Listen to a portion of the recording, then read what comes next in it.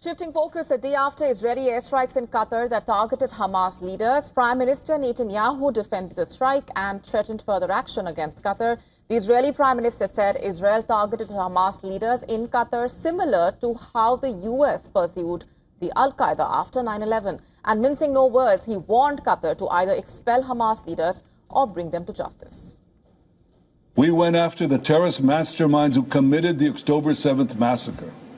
And we did so in Qatar, which gives safe haven. It harbors terrorists. It finances Hamas. It gives its terrorist chieftains sumptuous villas. It gives them everything. So we did exactly what America did when it went after the terrorists, the Al-Qaeda terrorists in Afghanistan, and after they went and killed Osama bin Laden in Pakistan. The statement comes even as President Trump reportedly told the Prime Minister Netanyahu that his decision to target Hamas inside Qatar was not wise. The Wall Street Journal reported that Trump held a heated phone call with Prime Minister Netanyahu after his military targeted Hamas inside Qatar. Netanyahu told the US president that he had a brief window to launch the airstrike and took the opportunity. A second call between the two leaders later that day was cordial, with Trump asking Netanyahu if the attack had been successful. President Trump clashed with Israeli Prime Minister Benjamin Netanyahu in a heated call after Israel launched a surprise attack against Hamas in Qatar. This, according to the Wall Street Journal. Trump, blindsided by the attack, called it unwise and warned that it undermined U.S.-backed ceasefire talks and relations with Qatar, a key mediator. Netanyahu defended his actions, saying that he only had a brief window to strike. Hamas says that all of its top leaders survived, but 6 members were killed. The strikes derailed negotiations and also angered Qatar, complicating President Trump's Middle East peace agenda, even as he continues to back Israel's campaign against Hamas.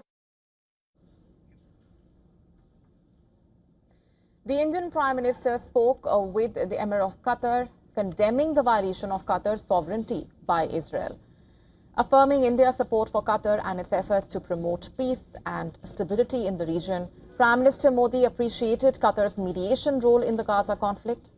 Condemning the Israeli strikes in Doha, Qatar's Prime Minister warned that the Israeli strike had killed hope for the Gaza hostages and called for Netanyahu to be brought to justice. The Indian Prime Minister In fact, Hamas has said that its top leaders survived the airstrike, but 5 members were killed, including the son of its exiled Gaza chief and top negotiator. Satellite photos from Planet Labs showing damage to structures to the south of the Hamas compound in Doha that was targeted by the Israeli forces. The photos show the buildings have been damaged but still standing. While Israel has not specified what it used to carry out the strike, it said precision-guided weapons were employed meant to minimize collateral damage. In another development, an emergency United Nations Security Council meeting in response to Israel's strikes on Qatar has been postponed to Thursday at Doha's request. However, it is still unclear if the Qatari Prime Minister will attend the session in person. Notably, Qatar has been hosting and mediating in negotiations aimed at bringing about a ceasefire in the war in Gaza. UAE President, meanwhile, arrived in Qatar in show of solidarity after the Israeli strike. The Saudi Arabia Crown Prince, meanwhile, is also expected to arrive in Doha on Thursday. Bismillah ar-Rahman ar-Rahim. We reject and condemn the Israeli authorities' aggressions in the region, most recently the brutal assault on the brotherly state of Qatar. This attack requires an Arab, Islamic and international response to confront such aggression and to take international measures to stop the occupying power and deter its criminal practices aimed at destabilizing the security and stability of the region. We stand fully with the state of Qatar in whatever measures it takes, without limit, and we will dedicate all our capabilities to this cause. In the latest sign of unhappiness with the Israeli government, Canada said it was evaluating its ties with Israel after the attack on Hamas leaders in Qatar.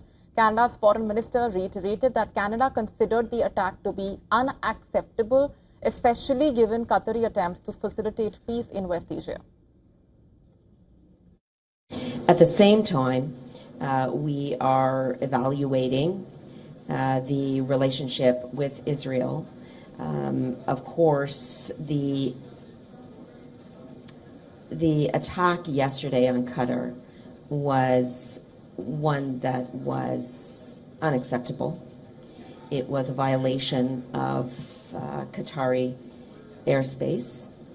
There were deaths on the ground at a time when Qatar was trying to facilitate peace. And so there are many moving pieces in the Middle East right now. The strike on the territory of a U.S. ally, marking a dramatic escalation in the region and risks upending talks aimed at ending the war and freeing the hostages still held by Hamas in Gaza. To stay up to speed with the latest news, download the WION app and subscribe to our YouTube channel.